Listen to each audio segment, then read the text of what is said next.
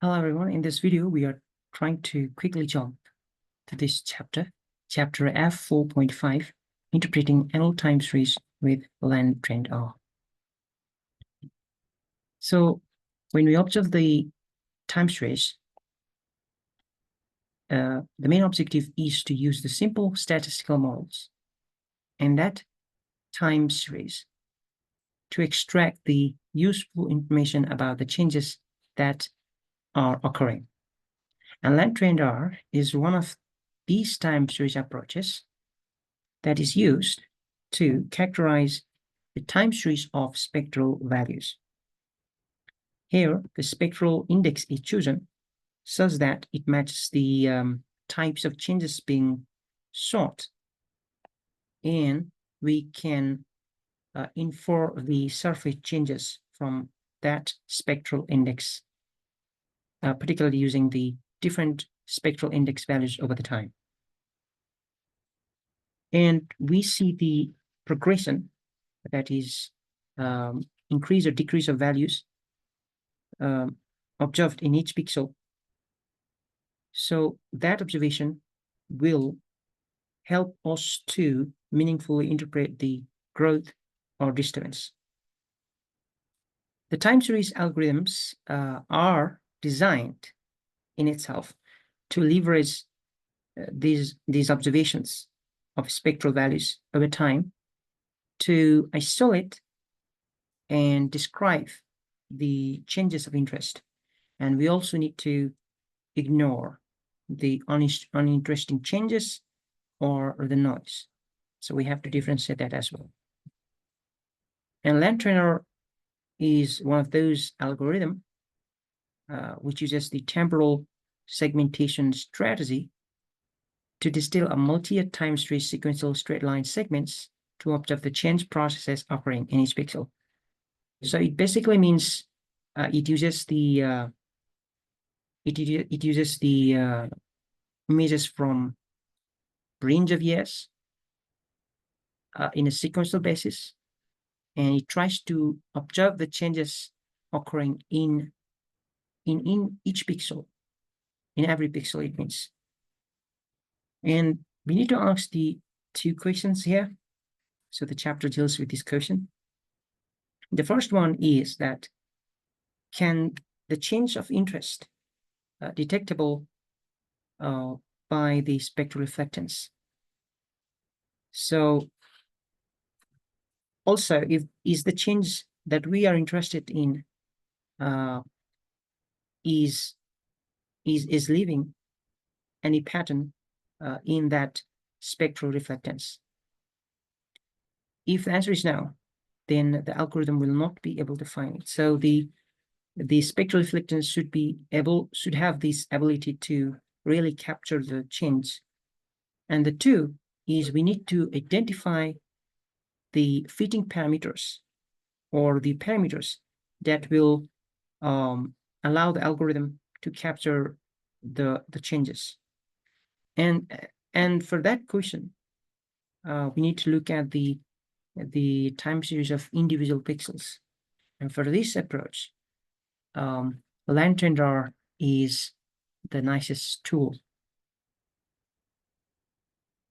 So we can see the codes here. So I will run this again, and we can see the version here. The last date it was updated, and we get this interface. So we have the control panel on the left, a reporting panel on the right, and a map panel in the center. By default, we see the map located in somewhere in the USA, but it can be moved anywhere in the world. So we go to this area of interest options. And so when we click this longitude and latitude changes, we also have other options such as buffer and ways to save the files or other things we can explore here. But we will just try to go everything by default. And this is the important here. We go to this pixel time series option. So we are going to expand it and we will simply click on this submit pixel. So it looks like nothing is happening, but it is working. And we see the chart here. And to simply interpret this chart, in the x-axis, we have the years of observation. And with LandTrendr, we get the 1 observation per year. So this is the yearly observations. So these yearly observations are used to describe the history of the pixels. And we also have the y-axis that is showing the spectral values. So in this case, this normalized bond ratio is used, and we have the values from 0 to 1000. So we are just using the scaled points here. So basically the values were multiplied by 1000. And this is it. This is the x-axis and y-axis. And here, this thick gray line is representing the spectral values observed by the satellite for the period of that year within a 30-meter Landsat pixel at that particular location. And the red line here is the output, which is the main important thing here. So, and also, let's see, we also have this RMSE, so all the information here to interpret the chart well. So this is basically showing the error of the feed, so how well this chart is describing this particular chart. But the most important thing is that the ups and downs here are very important. So when the index goes up, it means that there is more vegetation and less swell.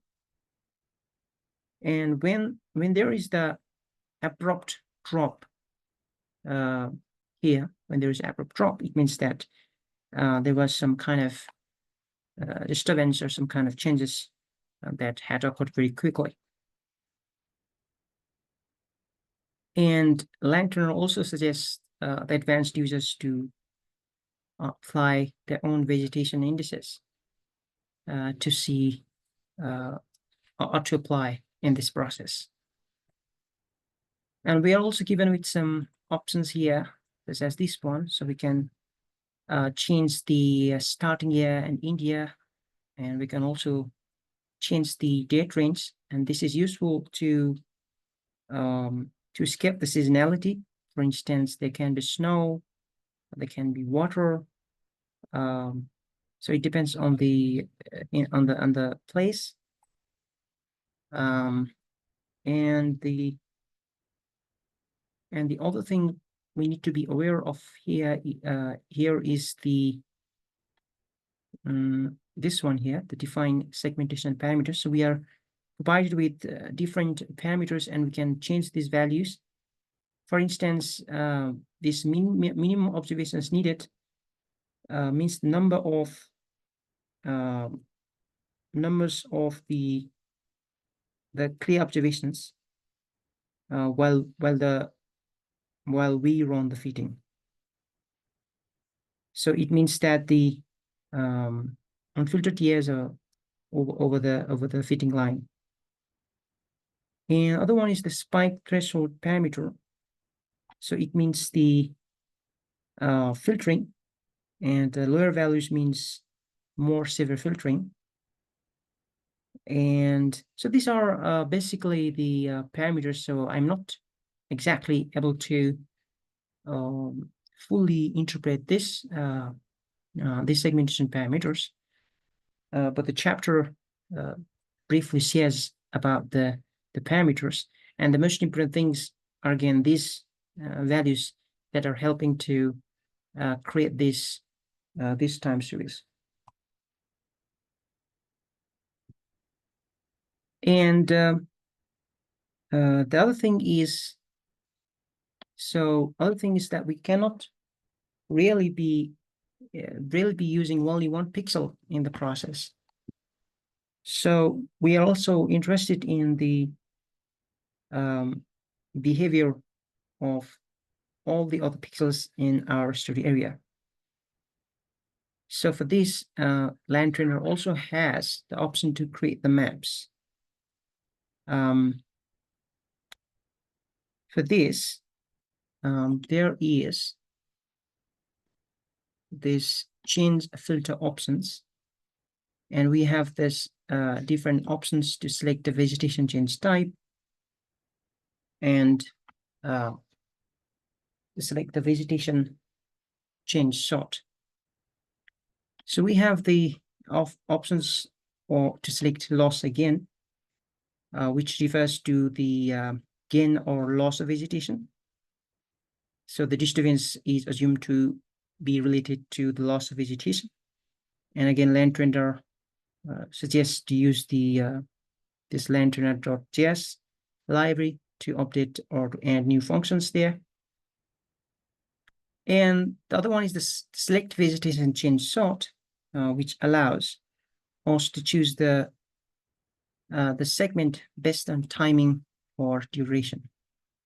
So by default, the greatest magnitude disturbance is chosen. So we can again play with this, and here we can see the filter by year, and all the values are set at maximum. So again, I will directly click this add filter disturbance imagery, and let's see what we get here. Let's wait for some time. And so again, we need to go through the book again, the chapter again, because the chapter has the detailed explanation of these different things here, different ways to select these parameters. And here we are getting the different colors here, and so these different colors means the different years when the disturbance were evident, or or the disturbance were observed. And the darkest color means there has been the greatest magnitude of change. So, well, to simply conclude again, LandTrendr gives us this platform to actually observe the pixel-wide change. We are given with different options. We can select the images from different years. And the most important thing is this segmentation parameters. We have to be much more aware, and there are some statistics involved in this. And the other one is this change filter options. So we can see or create the map based on the ranges of values. So that's it. I might need to read with this chapter again. I just tried to really capture the main idea of the topic. I hope this was helpful. Thank you for watching.